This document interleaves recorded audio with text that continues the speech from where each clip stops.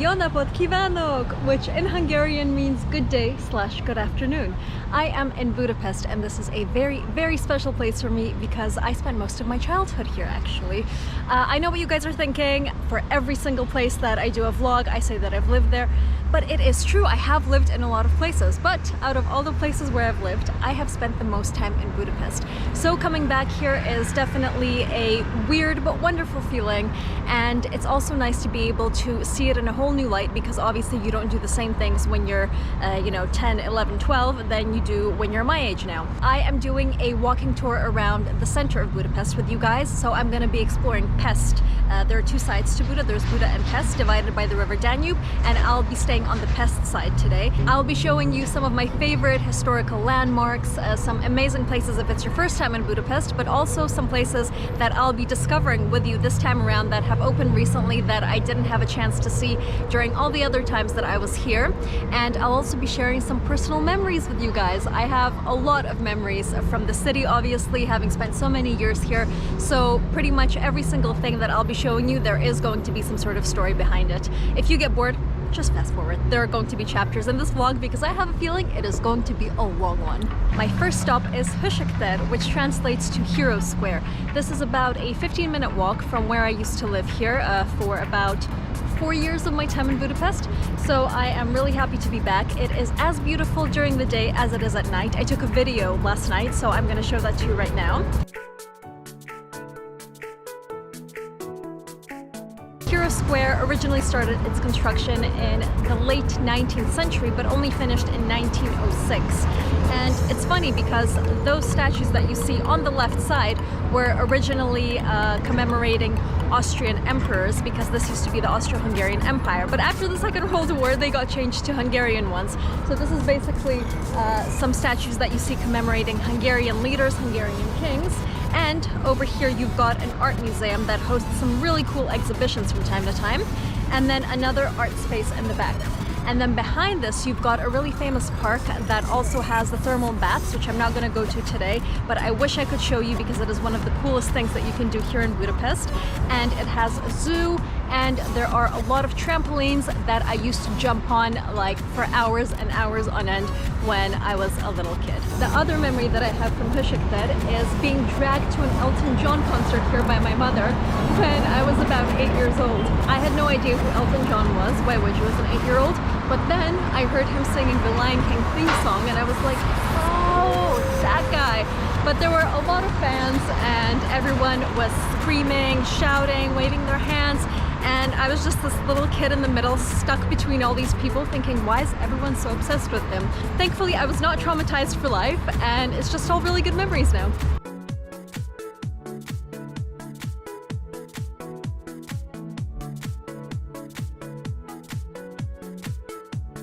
For the past half hour or so, I have been power walking on Andrassy to get to my next destination for filming. What's cool about Andrassy is that it's got a bit of everything. It's got cafes, shops, restaurants, even like designer stores, if you can tell. A lot of residential buildings, embassies. It's got a few underground metro stops along the way, trams passing by, buses, a lot of traffic from time to time. So it really is one of those main streets in Budapest that if you take, you will probably end up where you need to get to.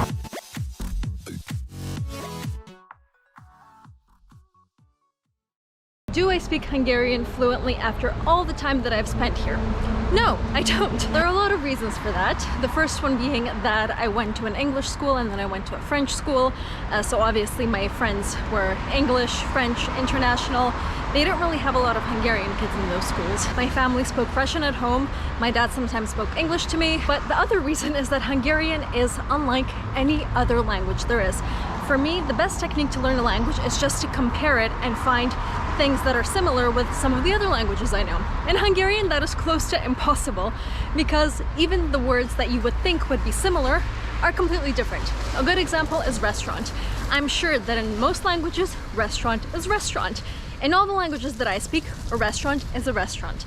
In Hungarian, it's étterem, with the accent going this way and not this way on the E. And another good one is police. Let me show you how that's written. Yeah? Do you see what I mean? Police is rendőrség in Hungarian, with the 2 dots on the O and the line on the U, which is very specific for them because there are different O's with different dots and there are different U's with different dots. And yeah, it's a bit complex, not gonna lie. So that, ladies and gentlemen, is the sad story of why Kristina does not speak enough Hungarian.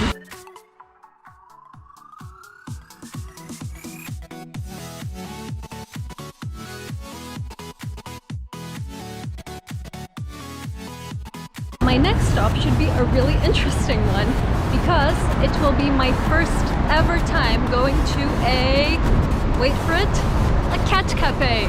It has recently opened here in Budapest, so I've never been to it before and I've never actually been to one overall. So this will be a nice little experience and a nice little change to the touristy stuff that I'm used to doing in cities normally. But speaking of touristy stuff, the cat cafe happens to be right next to my favorite basilica. Look. So that's something for after, but first, let's go see some cats.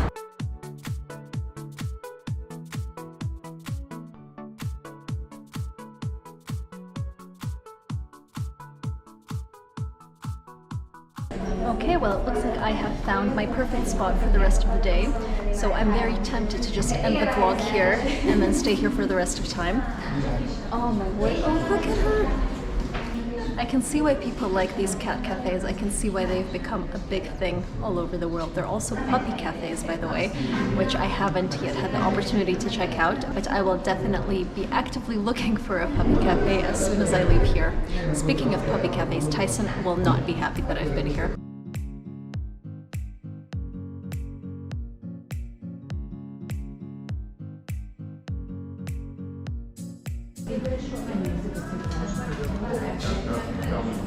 It's quite nice.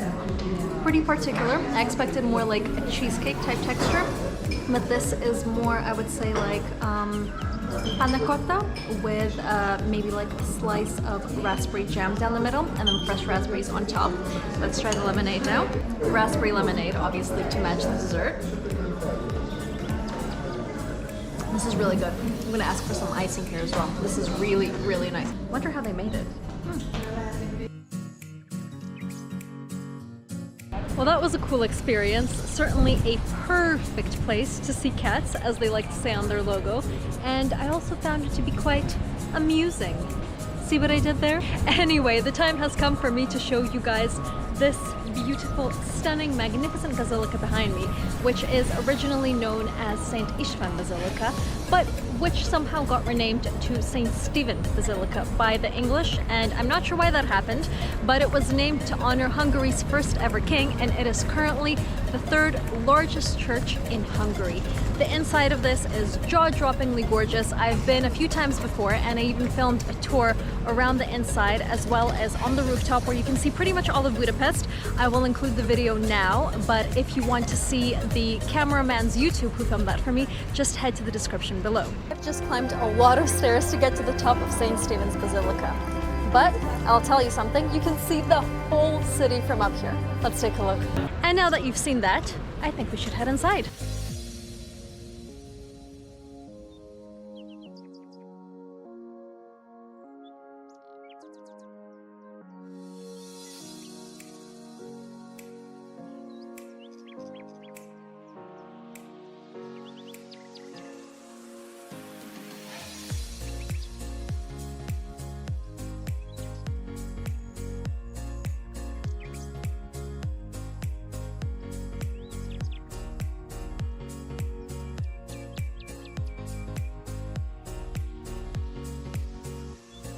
What you saw over there was actually a World War II monument, and here we've got a continuation of that World War II monument, but this is only dedicated to the Russians who lost their lives in the Second World War. So you can even see Russian text on this monument. Hold on, I'll show you. So it says Slava Sovietskim Geroyam Освободителям, which means praise to the Russian heroes, the liberators. I'm starting to get a peek of my favorite parliament building. Apparently it's one of the nicest parliament buildings in Europe, and one of the biggest too. I don't think it's the biggest, because I think Bucharest has one that might be bigger, but this one is absolutely incredibly designed. The architecture, the detailing, it's all pretty exquisite. Now, during the time that I used to live here, which was for many years, it was always under construction. So I'm hoping that now, finally, they finished it, because I think it deserves to stand as grand as it does without anything covering it. So the construction of this parliament finished in 1904, and I'm not sure if this is like a myth or if this is actually true, but the main architect who worked on this parliament went blind before they actually finished the job. Oof, that must be the most frustrating thing to ever happen to anyone, especially because there was about 100,000 people that worked on building this thing, and also because it is considered to be one of the most beautiful parliament buildings, both inside and outside in Europe, if not in the world. I did go inside once with a school trip when I was about 8 or 9 years old, and I remember thinking, wow, this is a lot of gold for one building. Everything is covered in gold, virtually everything. It is mind-blowingly impressive, I have to say, and quite unexpected for Budapest. But there you have it. If you do have an opportunity to go inside, I highly recommend it. But if not, just going around the Parliament building is a bit of a day trip on its own. This cafe behind me that I'm about to show you guys is pretty famous around here because it was originally built in 1858, I believe. So not only is it old, but it's also got some amazing desserts, and the interior is all very fancy, very upscale, covered in chandeliers and some amazing design features as well.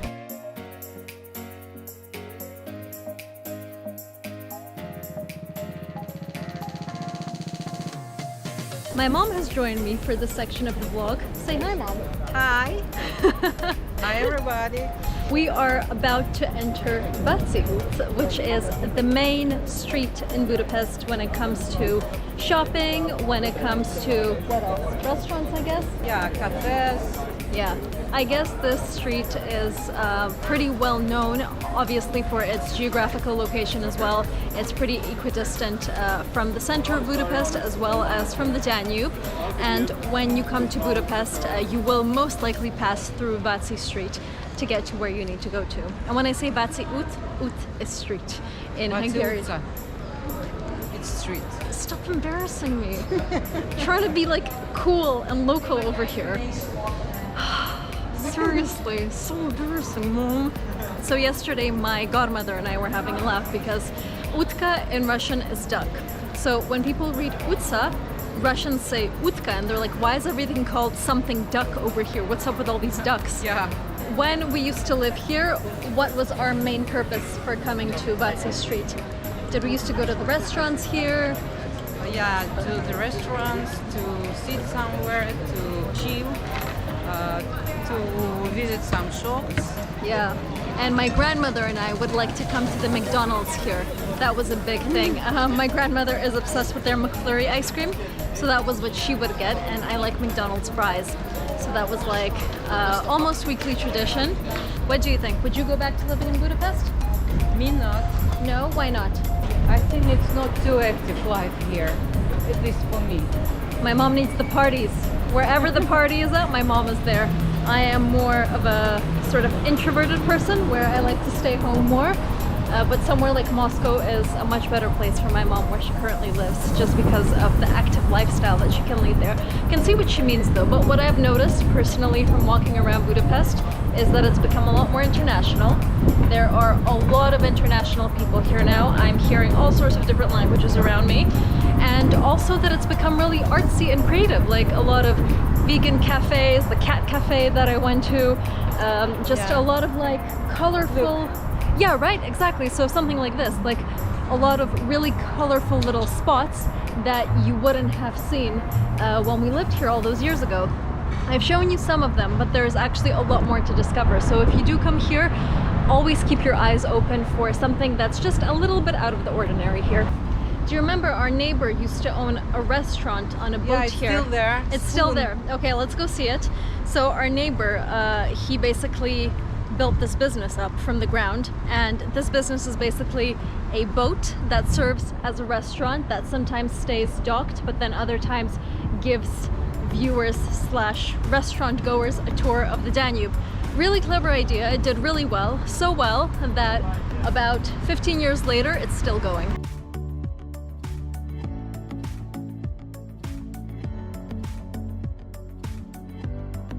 This is the King's Palace. Are you taking over my job?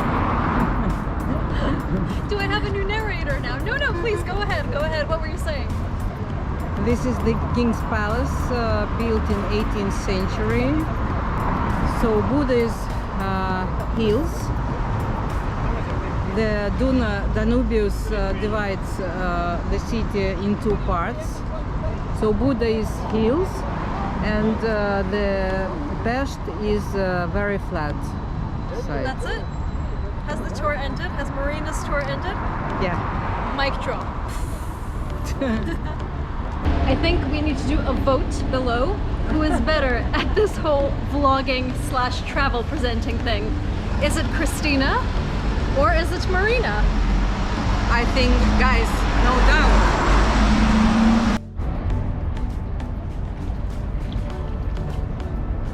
Not going for a swim today, but I would like to show you these. These are the metal shoes that have been made into statues here to commemorate the people who have lost their lives during the Second World War. And yes, there are a lot of monuments here that relate to the Second World War, and I really respect that. But the reason that these shoes were put so close to the river was because apparently the Nazis used to shoot people into the river here, so people would line up right over here on the banks and they would shoot them and the people would die falling into the Danube. There are mostly Jews who would be subjected to that, and yeah, this spot normally gets a lot of tourism, but as you can see now, because of COVID, there's no one. Finally found some shade. It's about 33 degrees now and not getting any cooler. The hotel that I'm about to show you is the Four Seasons in Budapest. So it is one of the most luxurious hotels here, and it faces out onto the Danube with an amazing view of the most famous bridge here, which is called the Chain Bridge. And the other cool thing that I read about this hotel is that it's been restored in such a way that now you can see 2 million mosaic tiles inside. I've never been inside, but I've always secretly wanted to go. This building behind me is pretty damn impressive. It is the biggest synagogue in Europe, which can seat up to 3,000 people. I don't know why the ticket office is currently closed. It is meant to be open from Sunday to Thursday.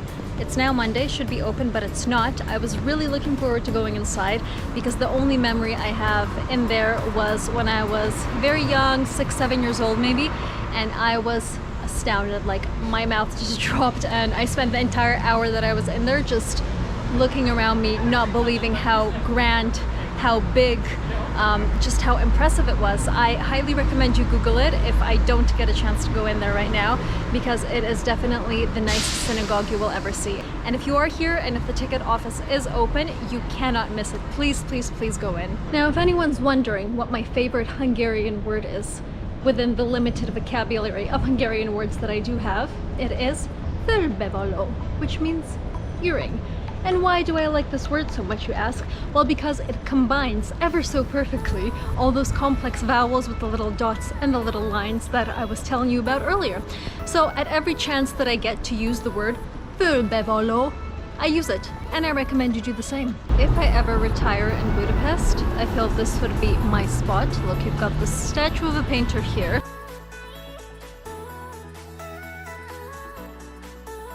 Then you've got these really comfortable chairs. You're facing right out onto the Danube and out on the palace. And right behind me, there is a very nice cafe with some traditional Hungarian cakes. So what's not to love? The other remarkable thing that I find about Budapest is that trains and trams just go in the same places that people go. So this is a valid crossing that people use to cross from one side to the other. And lo and behold, there comes a tram, so you kind of have to hurry, and it's all a bit of a mess. And there's not even like a zebra crossing or anything indicated. People just sort of do as they please. I don't know, like that would never happen in Monaco or London, or actually any of the other places where I've lived. In Milan, everything's a mess, so not even talking about Milan.